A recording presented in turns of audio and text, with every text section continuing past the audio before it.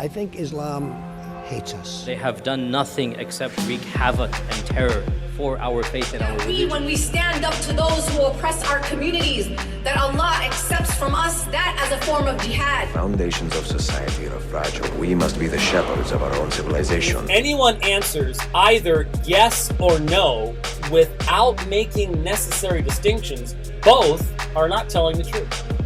They're lying. Father, we pray that your word will become a hammer that breaks rocks into pieces. That you will raise up in this nation pulpits and prophets that will call the nation back to repentance. Will you distance yourself from those who think differently, or will you join us at the table and talk about what is really important?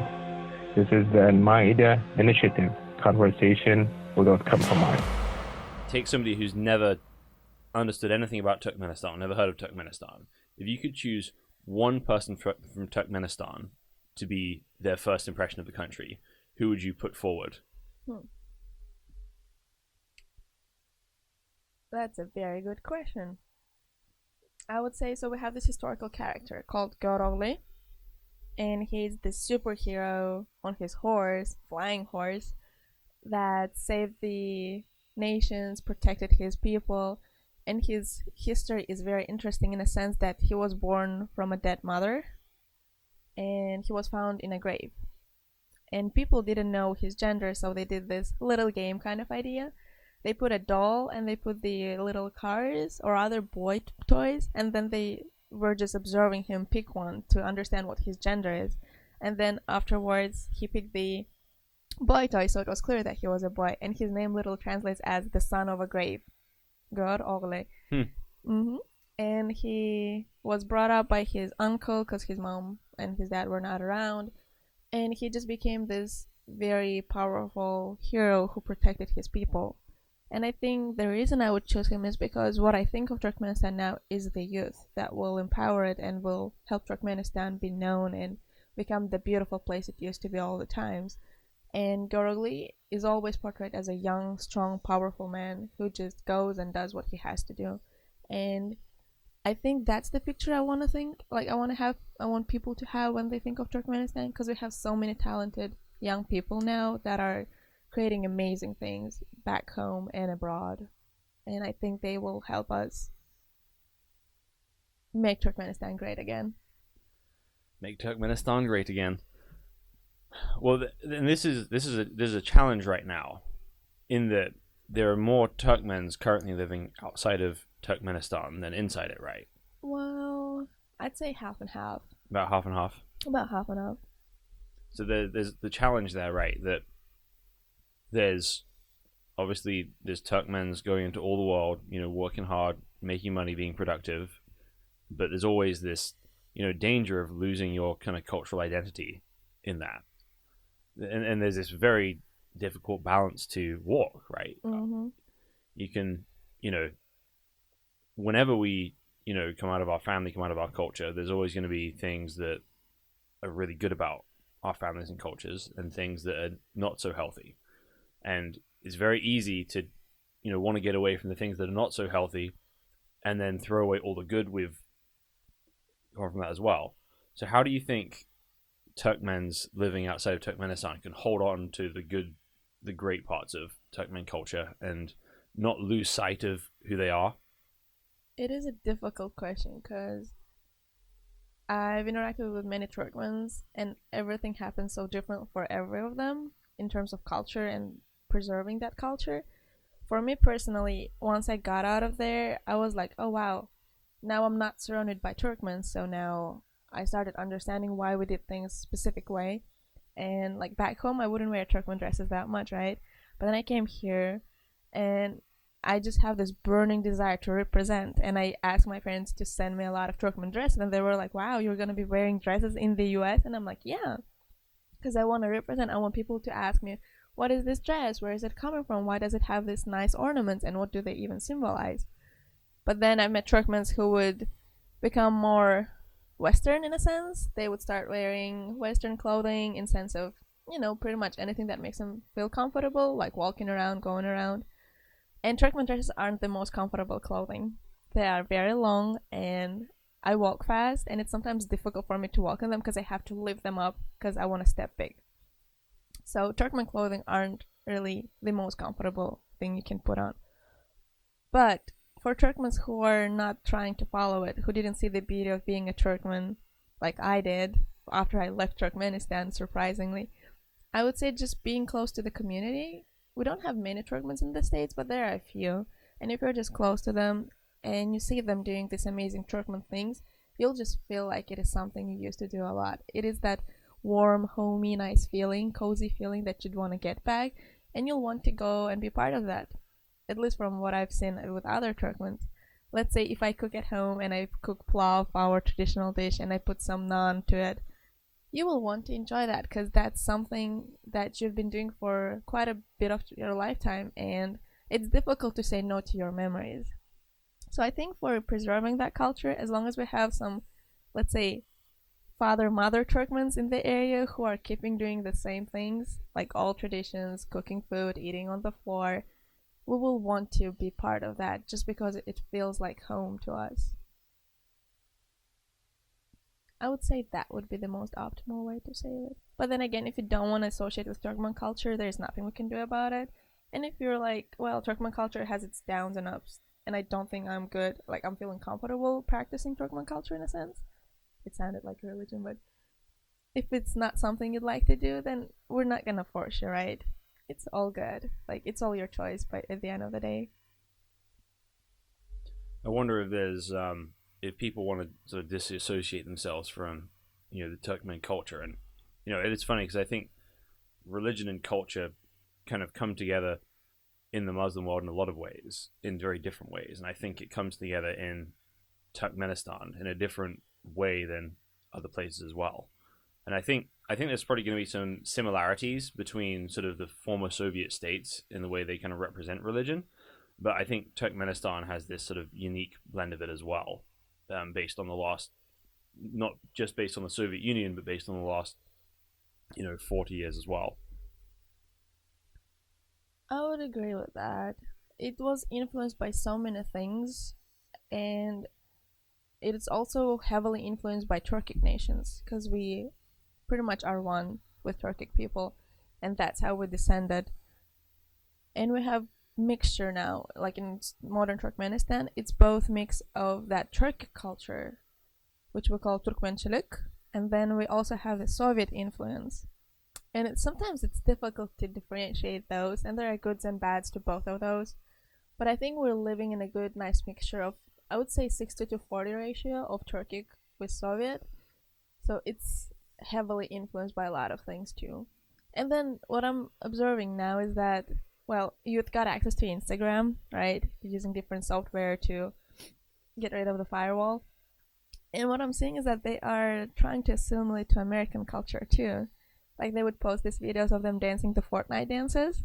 Yeah. Which are like super popular here. And I'd be just like, you guys don't really play Fortnite that much, but you're trying to assimilate and dance these interesting movements, right? And it's just weird observing that, because they were not exposed to American culture, let's say, in real life. They all observed from social media. And I'm just fascinated by how much that determined what they write, what they think. Pretty wild. Yeah, what do you think the appeal in American culture is to youth in Turkmenistan? I'm not very happy about it. I don't think that dancing Fortnite dances should be your main takeaway from this beautiful culture. No. Or It's anything fun. Fortnite, let's be... I don't think Fortnite should be your main takeaway from video games in general. See, it's fun. I get it. You want to have fun. And just because I don't like video games doesn't mean you don't have to like them. But when it's 90% of what you're doing and what you want to be doing, I have a problem with that. Because one of the things that I've noticed about American culture, I would like my culture to take, would be libraries. Like, you would go to a library in Turkmenistan, it would be empty, and you would just see students who have to check out the books to comply well with the school requests. So, like, you don't see people going there just to read. And when I just came here, I was swept away by people in the library. There are so many people that are trying to find nice books, and they're just reading them, even having book clubs, discussing different books, discussing the ideas, the plot.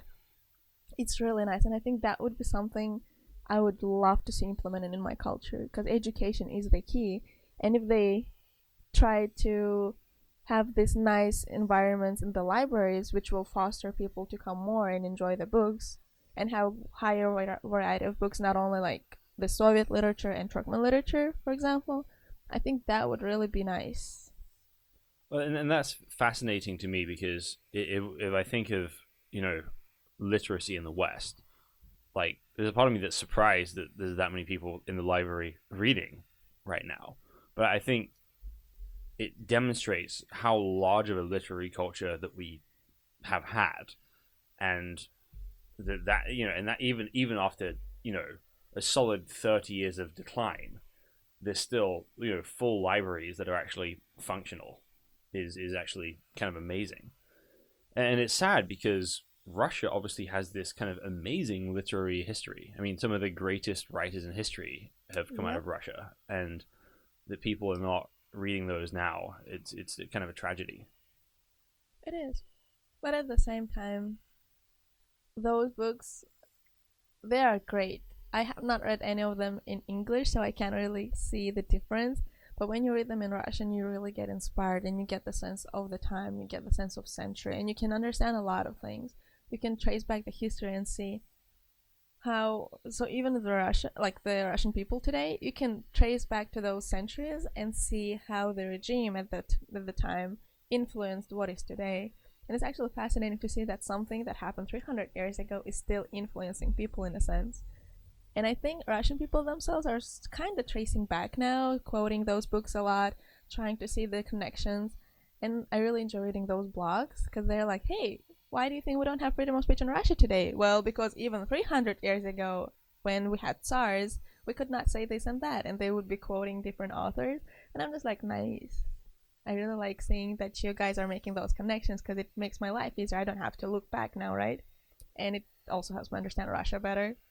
Yeah, and that's kind of one of the worst things about the sort of Soviet Union in some ways, is that less what it did to the world, but more what it did to the culture it came into, right? It really tries to just kind of erase everything about the past that doesn't see as relevant, and just, start from scratch. Mm-hmm. This idea that, a human being is a blank slate and we can just build them into whatever we want them to be. And, so many amazing things about Russian culture just sort of destroyed, but they didn't do a thorough enough job. And thankfully, there's enough of it left that you can kind of, trace back and find some of that. Absolutely. And just like the Soviet culture too, it literally stripped off everything from people they colonized. And like, when I think about it, there was good to it, there was bad to it, but I would say there was more bad than good. So for most people in Turkmenistan, do they look back on the Soviet days with sort of fond memories, or do they look back with kind of like hatred? I can't say hatred, just because the way history taught in schools is different from what you learn when you get out of the country. Being in a school, I was just taught about these great things that Soviets made. You're not told that your culture was taken away. You're not told that your freedom pretty much was taken away. You're just told that there was a negotiation between the Soviets and Turkmens. And looking back, yes, at the time Turkmens were not as united. They were little tribes that would be fighting over each other. There was a dominant tribe that would pretty much rob all of the other tribes. But then Soviets came, and then they just started doing that same thing that tribe was doing, but to all the tribes. And what Soviets did was that they brought culture, they brought literacy, because we were just little tribes, I don't know, being shepherds, watching after cattle. And we didn't even have many historical recordings of what happened before, because people just didn't know how to do that. So with the Soviets, we were able to get access to some part of our history, like go back, they started writing down what happened. So that's one of the big advantages. But also, when I think about it, is that we were used for our resources. We were supplying a lot of people, we were supplying gas, oil. We have the most beautiful cotton that is super soft and nice. And I don't think that Soviets gave back as much as we gave to them. And again, it's difficult because I don't think I ever will have enough access to information. Because even with the Soviets, you only get their side. Because people simply didn't have any recordings of what was happening. So I get their side, their information. And history is written by the victors. And how well those stories are, I don't know. How truthful they are, I've got no idea. So honestly, before even having a solid statement about Soviets and Turkmens, I would want to get some access to that information that you don't get access to in Turkmenistan at all. And then you get out of the country, start talking to people, you get a little tidbits of information here and there. But I think I will want to dedicate a specific amount of time and just sit down, read the books, try to understand what actually happened. Because I've got no idea. It's just so puzzling. Yeah. Yeah, the Soviet times are fascinating. The amount of weird stuff that went on. Like, so what point did... do you know what point Turkmenistan joined the Soviet Union? Joined? Well, I think from the very beginning. Because the Reds fought us and they got the territory. So we've been pretty much colonized before Soviets even, I think, started. Okay. But I might be very wrong because I pretty much slept through my history classes in school. Fair. So you guys probably had to deal with the whole Stalin thing. I would assume so. Like that guy was just, there's something poetically ironic about it all.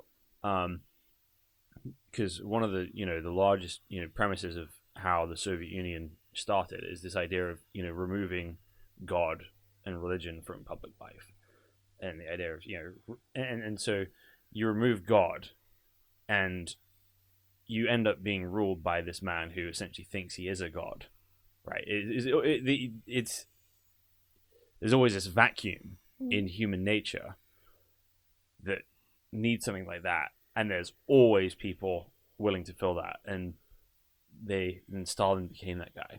So did you know that he had a program where he was having a scientist where he was trying to breed chimpanzees and women to make an army of super soldiers? Good for him. Well, bad for the guy that couldn't do it because it's biologically impossible. And so, this guy tries it for a while and it's like, this isn't working. Okay, off to the gulag. Thanks for trying. And that's Stalin's answer to most of his problems back in the day. So, yeah, it's just the tip of it. I remember one of the first points you and I connected on was you'd actually read The Gulag Archipelago in school by Alexander Solzhenitsyn, and I was actually I was very surprised to find that's like mandated reading for everyone in Russian schools. That's great that people are reading that book. It is mandated, although not everybody reads it. Fair. You know how it works with schools. Oh yeah. In some ways, mandating something in school is the best way to ensure someone doesn't learn something. Honestly, yeah. But yeah, that was one of the books we read in, I believe, either 10th or 11th grade. So when you're pretty much closer to understanding what's happening. Because I wouldn't want that to be read by, 12-year-old kids. Depends on the 12-year-old. No, I don't think any 12-year-old should be reading that. I would want them to enjoy the beauty of the world they're living in before they go in depth with the dirt that we actually created.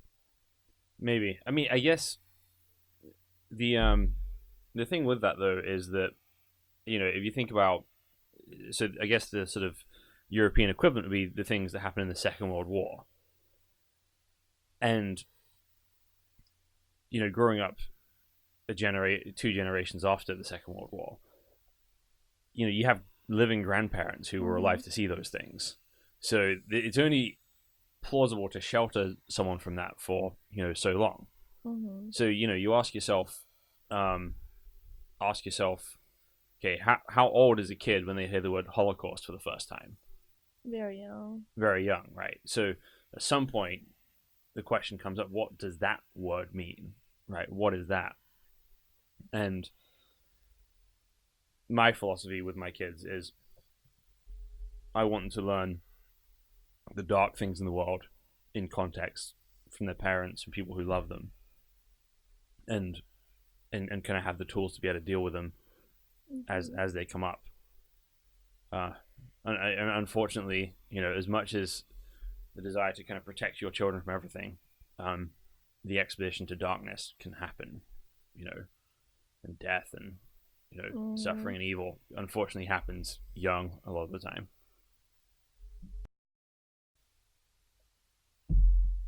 Yep. So speaking of freedom of expression, how important do you think that is for a nation, a culture?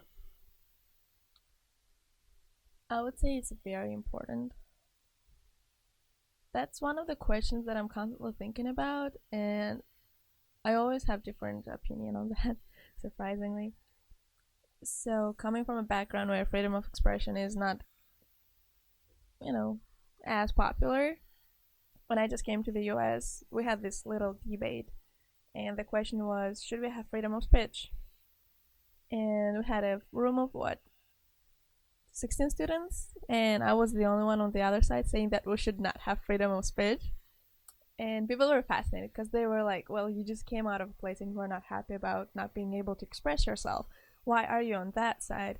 And at the very beginning, I thought that there are so many hateful people today. And if we just allow everyone say whatever they want without going through, background check of validity of that information and how solid that information is, and they're just spitting it out, like Earth is flat, one of the examples. It just makes it more difficult for people to understand what is true and what is false. And if we just let every single person speak up without having enough knowledge on the topic, that will create a chaos, right? That was my initial thought.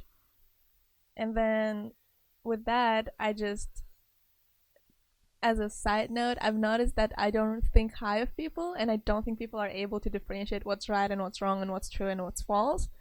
And that's why I came up with that idea that we should not be allowing freedom of speech. And then I started thinking about it more, and there were more downfalls to not having freedom of speech than positive sides. So now I'm thinking that freedom of speech should be allowed, although I still have some doubt in people who will be believing that Earth is flat, for example. Sure. But I guess if you don't have freedom of speech, right, and those people are forced underground, you could only know that that's in somebody once they get into power. Yep. Right. So let's talk about this hypothetical flat Earth neo-Nazi. Right. In the culture we live in now, that person is allowed to say, the Earth is flat, and I think Hitler was great. And there's a spider here. That part was true. It's like, I think the Earth was flat and Hitler was great. Right. So the question becomes, do you want to live in a society where those people can be openly heard and avoided? Or do you want to live in a society where those people still exist, but you don't know who they are? And if the president thought that, you'd never hear it.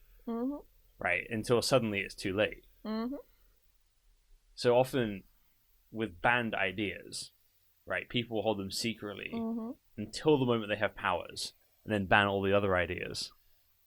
It's like 1984 in a sense, right? Yeah. They just shift the truth whenever they want to, so that came to me a little later after seeing beautiful people being able to analyze what they hear and understand that there is truth, there is false, there is some information that they should not be listening to and we should be avoiding.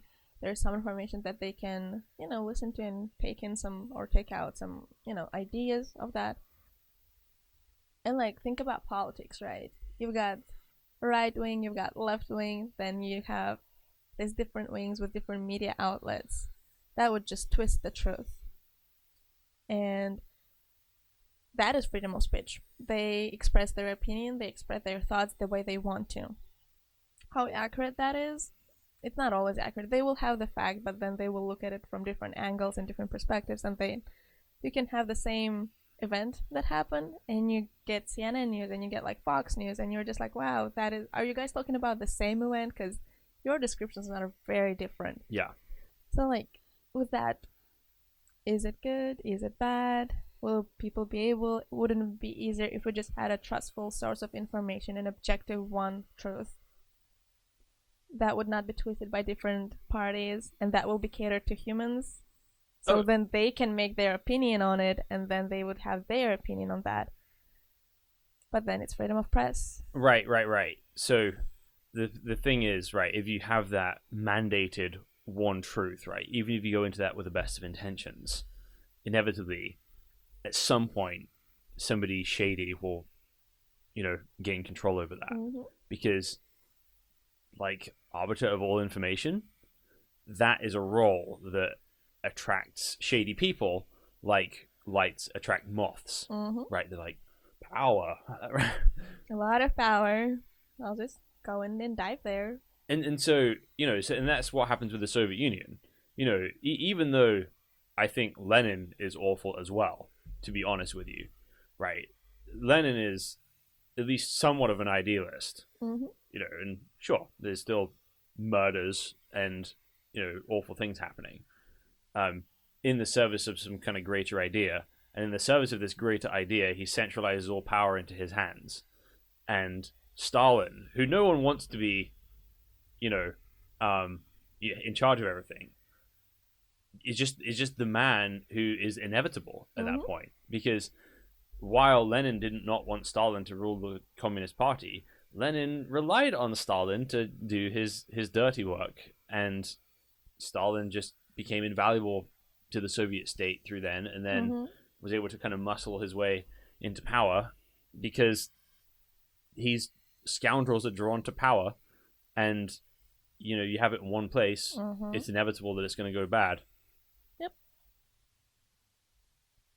So have you looked at the sort of history of freedom of expression in the world?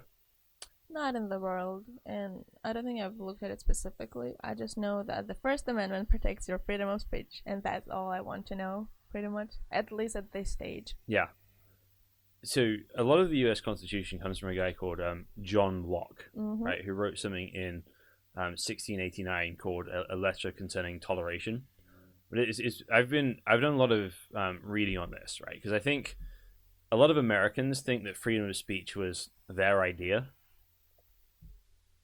That there was no such thing as freedom of speech mm-hmm. until America, and now there's freedom of speech, and it's there's something to it, but it's way more nuanced than that. But you've had people who've been advocates of this for a long time. Mm-hmm. So one thing I was like amazed to read is I'm obsessed with Roman history, mm-hmm. right? And people assume that's because Jesus lived in Roman times, and mm-hmm. that adds to the interest. But really the thing that drove my interest in Roman history was Gladiator. Mm. That opening battle is it's amazing. And so I've been fascinated by Roman history, and I think a lot of people are. And it's been it's like this ghost in our civilization that's never really left. Mm-hmm. That's why you go to the American Capitol, you see white marble pillars and a golden eagle flying above the Capitol. But what I read in, I believe it was Lives of 12 Caesars by Suetonius, mm-hmm. and the Emperor Tiberius, who's the emperor when Jesus was crucified, he said the words, "In a free state, the mind and the tongue must also be free." So it's even in Rome, you have this idea that people should be able to express themselves. And then another place I read it that was surprising was I read a book called The Apology of Al-Kindi. Mm-hmm. So The Apology of Al-Kindi is from about 815 AD, mm-hmm. and it's a Muslim and a Christian writing to each other, arguing about Islam and Christianity. Mm-hmm.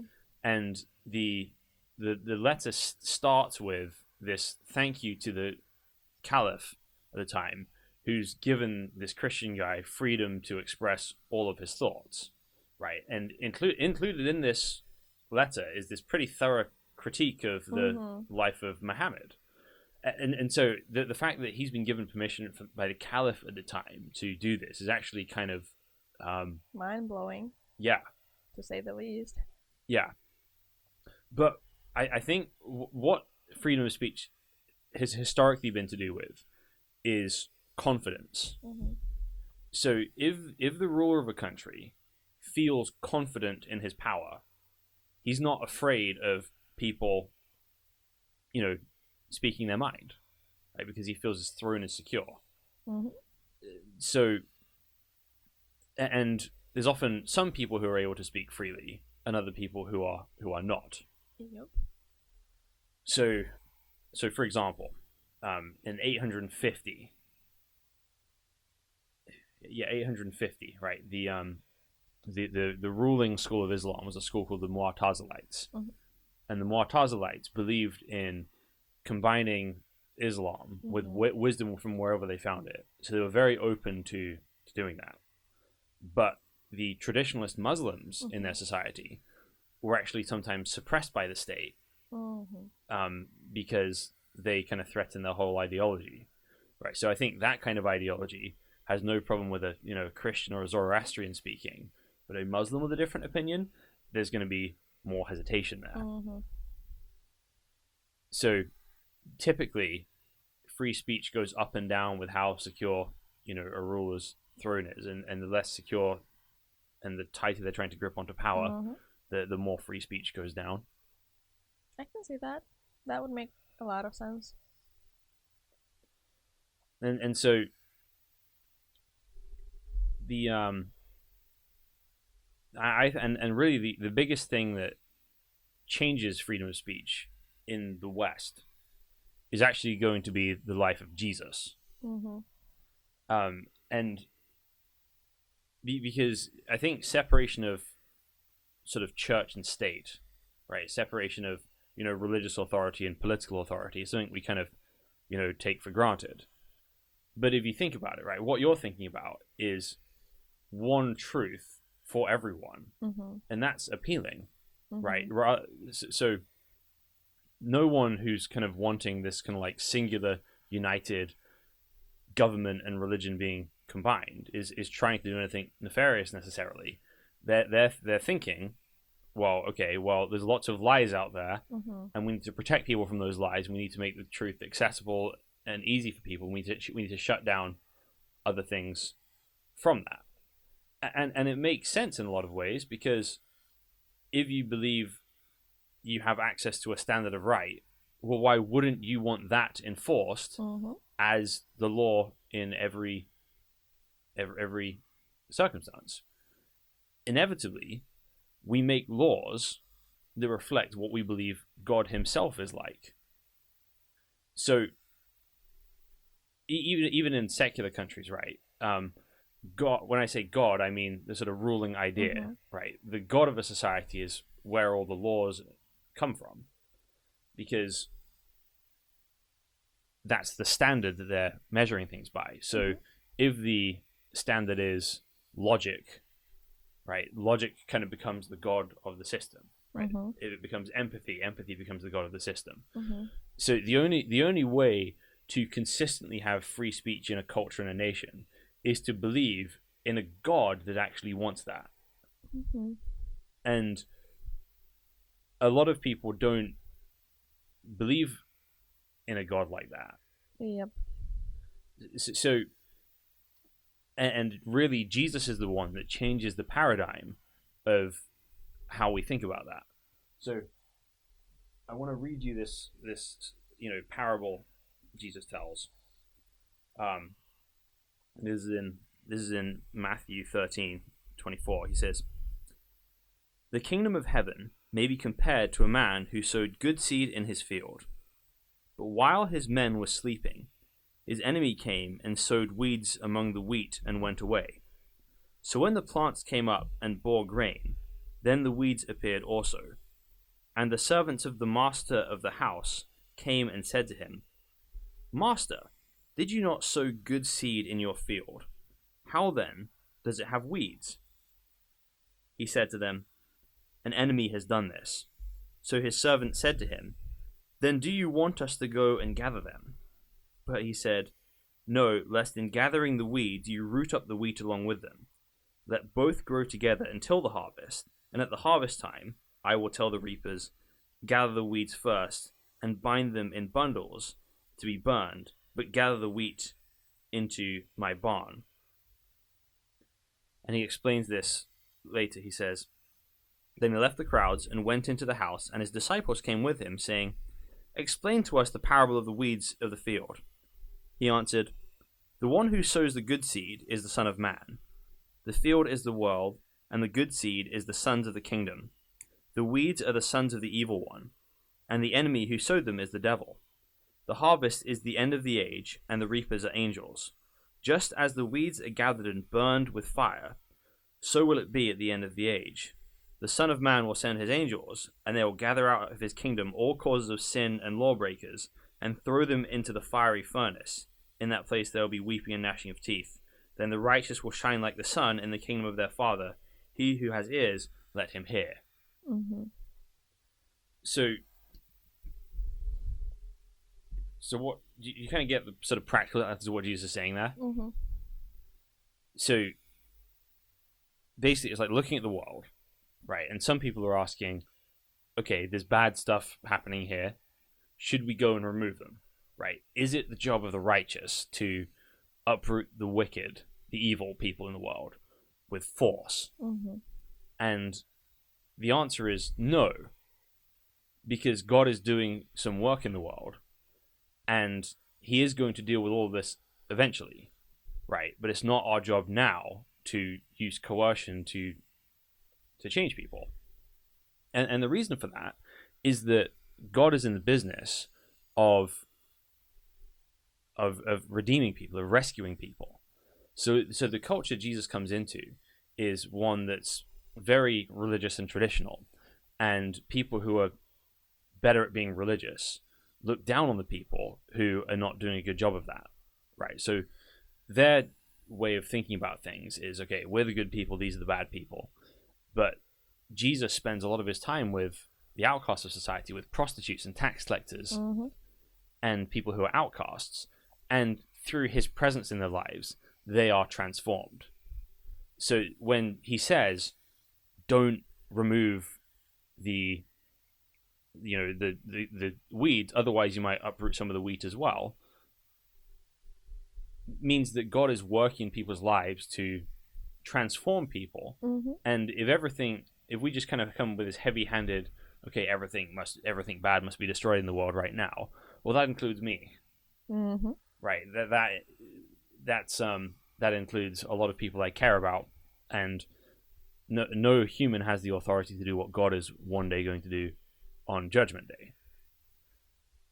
Now, we still live in the real world, which means there still has to be some kind of government that, punishes crimes which affect, life and property and things like that. But the government's job is to kind of protect some basic things, right? It's not to enforce morality everywhere. What's this quote? Well, from that little excerpt you read, made me think about is the churches that actively try to stop LGBTQ plus that community. Could we use that to enforce them not to threaten community and just let them be? The churches that are trying to eradicate that and trying to pray the gay away, could we use that quote to be like, hey, could you please not interfere, because God is doing some works there. What do you think of that? Would that be applicable? It depends what you mean, because so if you have people who are like legitimately, kidnapping gay people, making them go through electric shock therapy and trying to coerce them, yes, absolutely, right. That's not how Jesus would want us to act. Pray the gay away, right? I think there's going to be a clumsy application of that, but that sounds to me like people are, seeing homosexuality as something that they want to get rid of and are actively participating in something they think is going to help, right? So there's different levels of this. So I think that so I think there may be some misinformation of how this works, right? But also, you have to understand in this that there's a lot of propaganda about what's actually happening here, Mhm. right? So I'm sure you've seen the God hates fags people, Yeah. right? Do you know how many of those there are? Quite a bit I've met, surprisingly. Even in Seattle area. Well, where have you met them? Not on Capitol Hill. Not in Capitol Hill. Not on Capitol Hill. I'd say rural parts of Seattle area. So like Kent, down in Kent, up in Everett. Like you've literally seen the protesters with the signs that says God hates No, not fags. really protests, but those ideas coming out. And the thing that surprised me the most was like, see, I don't mean to be a bad person, but LGBT, no. They're bad people. God doesn't love them. Well, After affirming that I don't affiliate with LGBT community, they'd be like, yeah, what do you think? Like, I think that God doesn't like them. They are doing wrong. It's not natural. It's not how we were created. And I think they just, well, I don't really like criticizing people or judging people, right? So I'm just this outlet. And you can tell me whatever you want to. I won't be looking down on you or trying to change your mind. And I think they find some kind of safety, mm-hmm. and they just go ahead and tell. Yeah. And it's just, I don't know how truthful that is. I don't know how humane that is.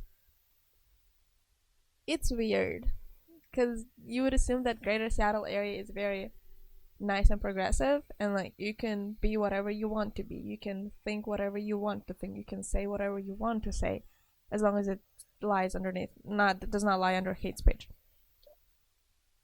But yet there are people who keep fascinating me.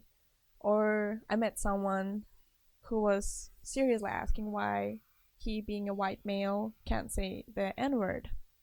And he got really shocked because he goes, well, they say it all the time, why can't I say? Aren't you restricting my freedom of speech then? And it was slightly difficult to explain that there is so much history associated with that N-word, and that it was reclaimed by the community. Yeah.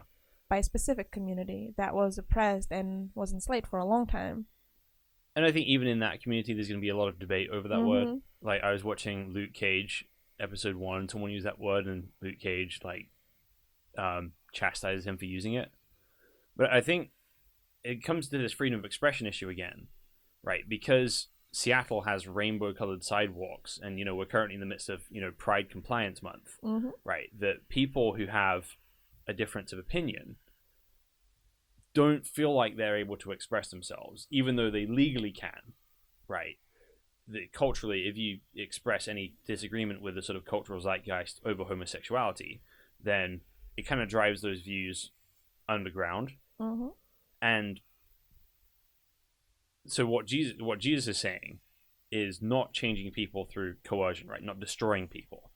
It's not saying you don't have an opinion on, these things. So I'd say, the Westboro Baptists, right? The people who hold the signs in protest, there's 70 of them.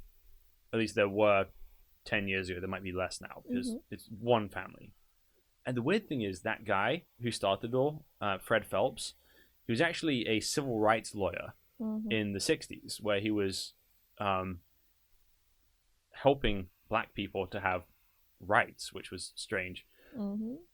Not as strange that a person does that, but it's just kind of a weird contrast of, people are layered, right? The guy who protests funerals with God hates fags signs was at one point helping African Americans get their civil liberties. Mm-hmm. It's just weird how a person's life can go, and there's no kind of simple answers to it all. Yep. But it's not. This isn't saying that you don't have anything to say to people. Mm-hmm. So, but the problem with the attitude of the people you're talking to is not that they think homosexuality is sinful, because the Bible says that. Mm-hmm. The problem is taking that fact and using it to make them feel superior to other people, Mm-hmm. right? God doesn't like them because of this, right? Whereas in truth, God hates sin overall, and all of us are sinners. So from a Christian perspective, it's not a case of, okay, if you do enough good, then, God will accept you. Because if that's the paradigm you live in, what will happen, whether you're from a Christian background or a Muslim background or a secular background, right? If you think it's just about having your good outweigh your bad, what that means is, okay, if I do enough good, then God will accept me. Mm-hmm. But how do I know that I'm doing enough good? And usually the way people do that is by comparing themselves to other people, right? Well, at least I'm not Hitler. Yeah. Right. So people usually have somebody in their life that they think is worse than them, and then someone in life they think is better than them, and they'll see themselves as somewhere between those two things. Mm-hmm.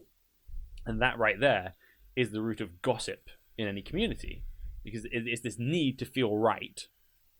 And the easiest way to feel right, instead of working on yourself, is by talking crap about other people. Mm-hmm. So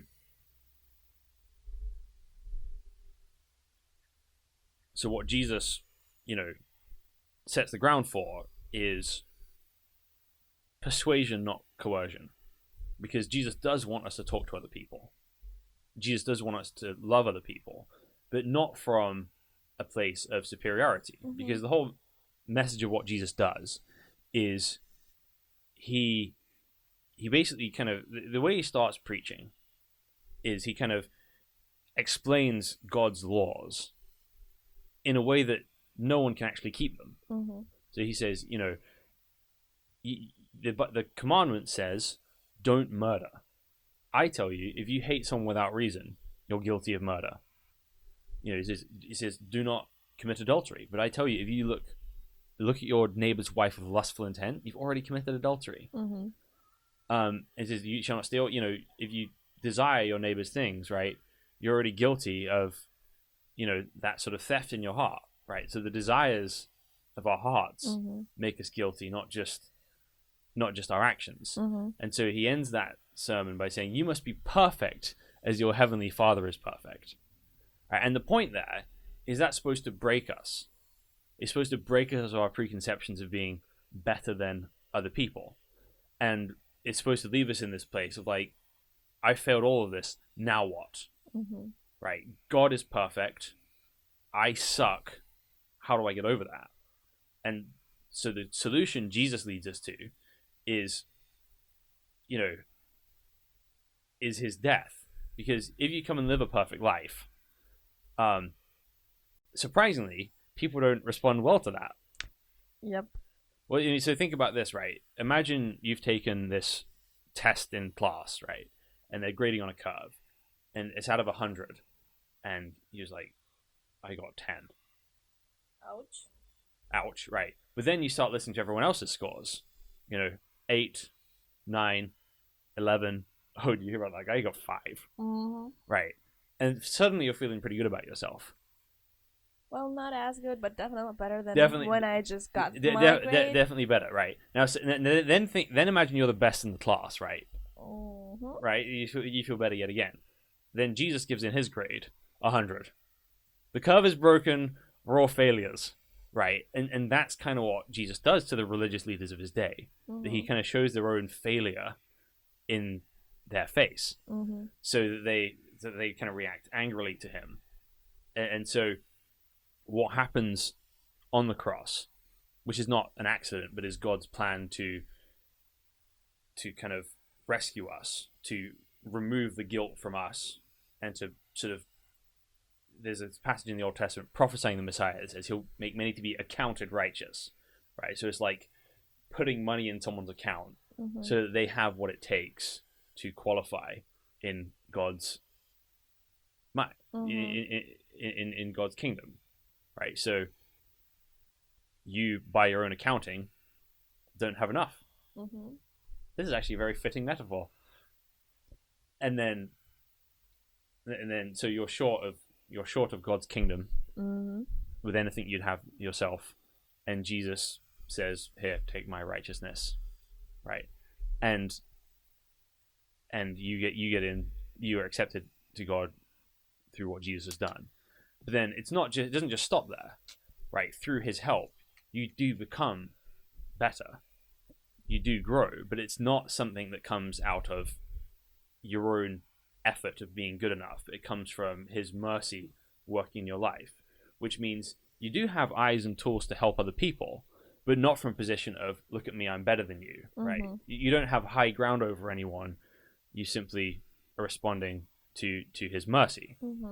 And so if that's the case, then we can't look down on anyone. We will trust God to judge people because he can, but ultimately we can't because we're as broken as everyone else is. Which means we should be patient with people, and it's not our place to go and destroy the wicked. So how this plays itself out in history. For the first 300 years of Christianity, right, it's illegal. It's underground.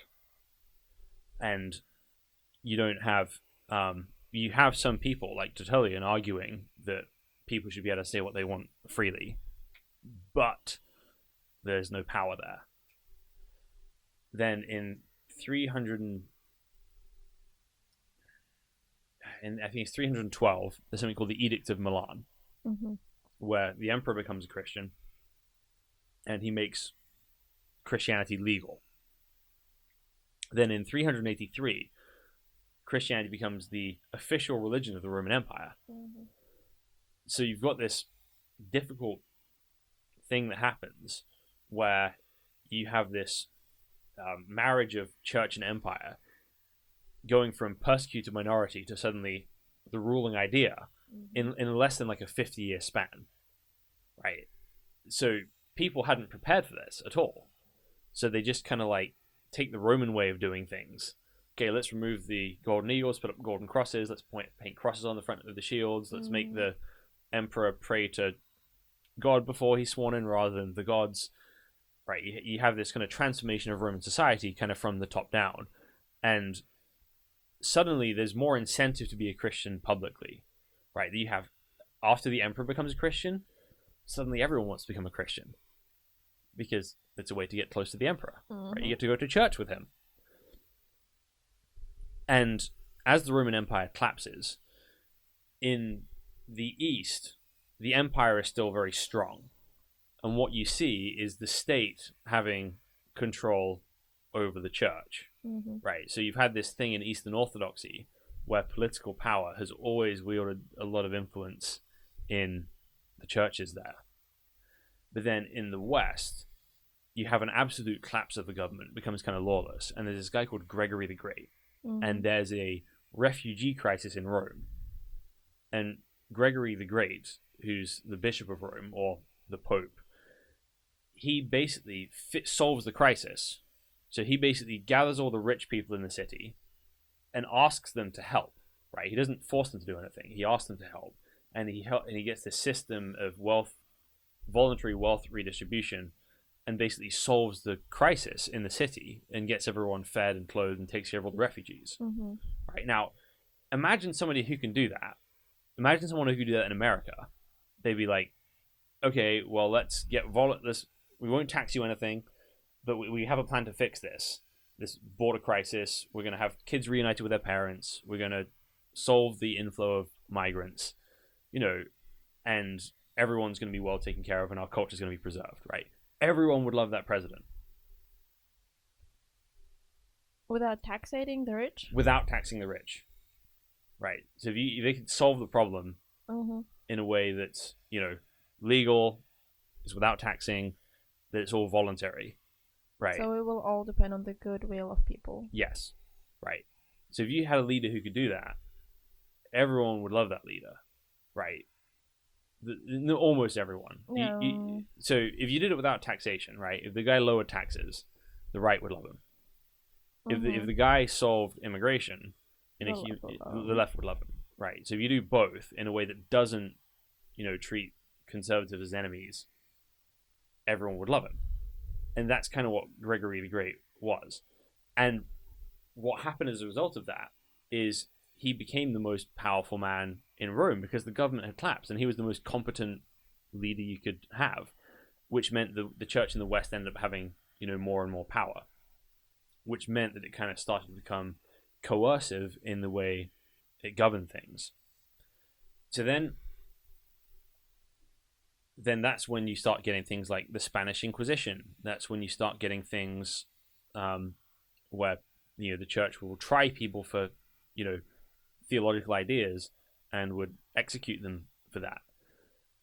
So the Reformation comes, and this is where people start reading the Bible again for themselves, and instead of just taking the Roman way of doing things or the cultural way of doing things, they're trying to figure out what the Bible actually says about life and government and everything. So they're trying to apply it all on a wide scale. Mm-hmm. And that's largely where we get the education system we have, the rule of law that we have then, and the limited governments that we have. But there's this group in Munster who has a thing called the Munster Rebellion, who believe in separation of church and state. And it just goes really weird really quickly. Mm-hmm. And it becomes this kind of crazy sex cult. They end up executing people. They were pacifists initially, and then become this kind of crazy militia that takes over the whole city. Nice. And they're besieged. And the leaders of the rebellion, when it was finally squashed, were put in these steel cages above the cathedral. And these steel cages are still there, hanging from the Munster Cathedral as a reminder of what happened. So it kind of gave everyone this huge distaste for, freedom of thought in some ways. That we need to enforce some kind of idea, otherwise this happens. Mm-hmm. And the Reformation leads to a lot of religious wars, and it ends in something called the Peace of Westphalia. Mm-hmm. And the Peace of Westphalia is basically the basis for modern nation states. And the reason it's that is because they separate the territories of the kings, or the rulers or whatever shape they come in, and they allow Protestants and Catholics to live side by side in these states freely. And what that means is you have this the idea of leadership separated from the ideals, Mm-hmm. right? So you can have different sets of ideals, yet one nation. Otherwise, if you just have one set of ideas, one view of justice, then everyone should technically be united Mm-hmm. in one gigantic territory Mm-hmm. under one leader, if that's the case. So the Peace of Westphalia, you still had a host culture, right? The countries were still either Protestant or Catholic, but it kind of guaranteed the rights of people to live in both of those, even if they couldn't necessarily express themselves. So then that's 1648. And then in 1689, in England, that's when John Locke writes his treatise on toleration. Mm-hmm. And what his argument is that if you look at the life of Jesus, he doesn't coerce people. He persuades people. He doesn't kill other people for the truth. He's actually willing to die for the truth. And then you ultimately can't kill truth because truth is a person, and he rose from the dead. So the idea he's kind of getting at is that in a free and fair arena, even in an unfair arena, but in a free and fair arena, the truth will always have its day. So the job of the civil authorities is not to make sure that truth wins. The job of the civil authorities is to ensure that free and fair arena where truth and error can do battle publicly. And in that setting, the truth will always eventually have its day. And even if you kill it, it'll come back from the dead. So John Locke, being the inspiration for this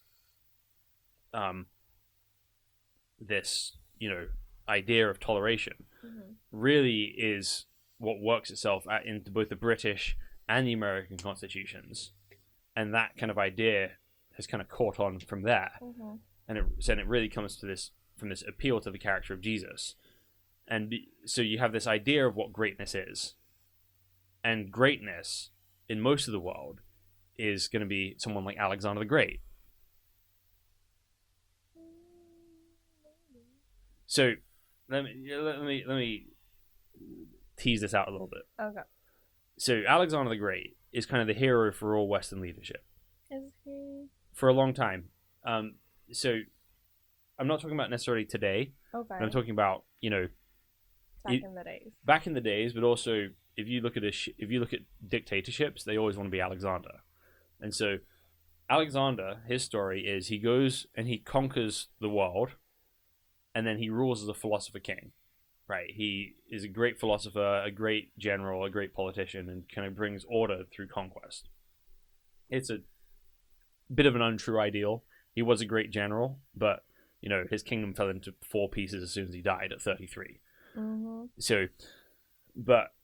So all of the Roman leaders wanted to be Alexander.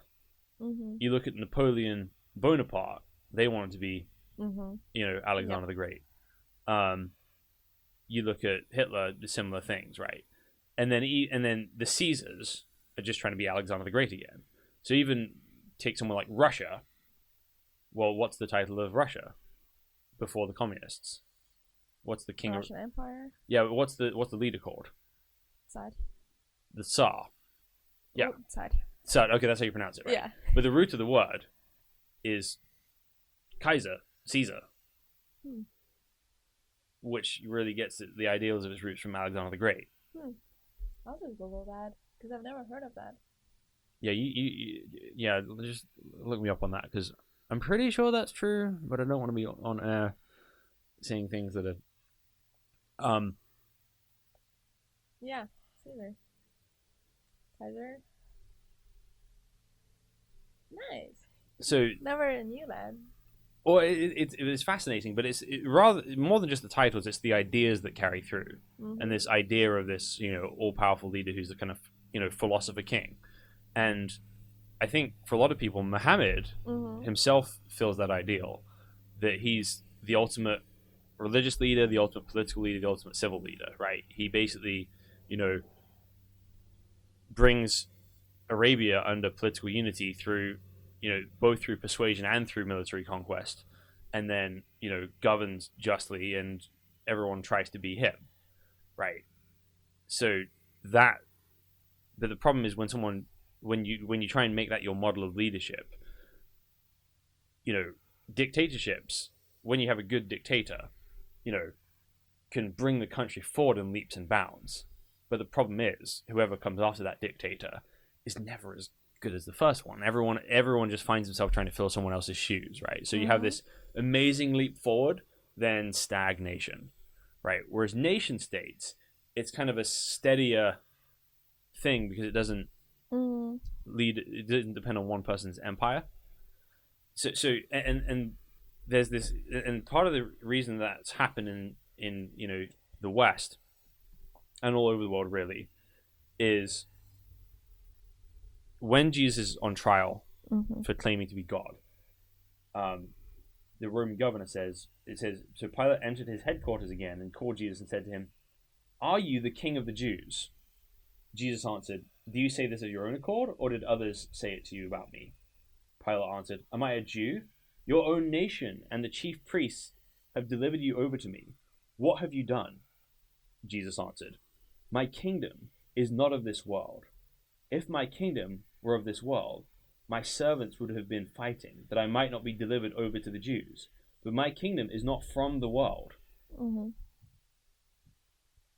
So Jesus is saying his rule is not bound up in violence and borders, right?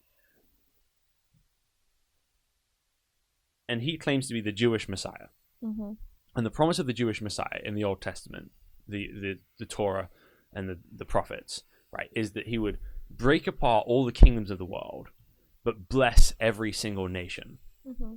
So the idea is that Jesus is king over everything. So no human authority needs to go and take over everyone else to bring about justice. Jesus is actually doing that in a billion different ways that we don't see every day. Therefore, we persuade people, we don't coerce people.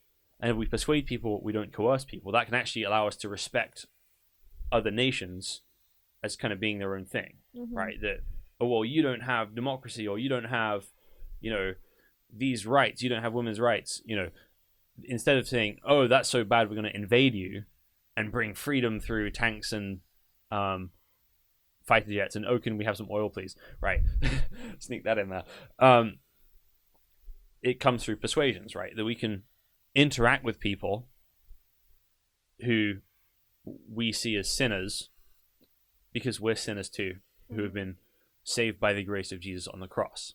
And this allows us to live in this world that's full of persuasion instead of coercion. And that's ultimately what the life of Jesus has done, because he's switched what it means to be a king. He's switched what it means to be a leader, and he doesn't destroy people for the truth, but is willing to lay his life down for the truth. And so in my own country, there's kind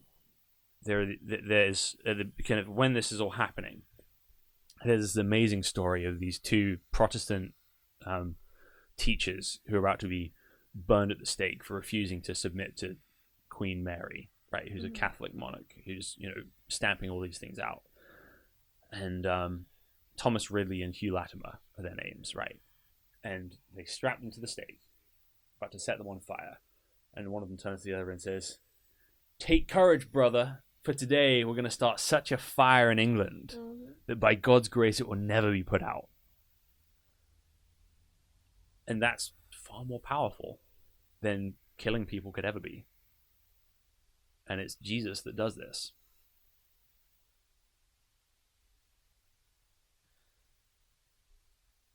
But it's easy to kind of us have these, you know, high ideals about, you know, freedom of expression on a national level.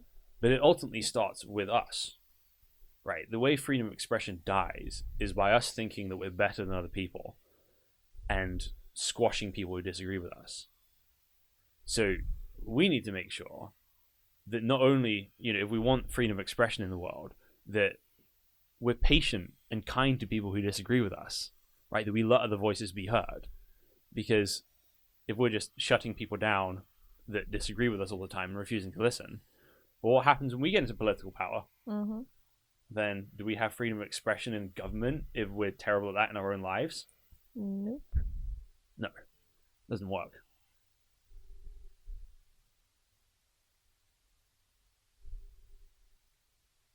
Well, Isla, What?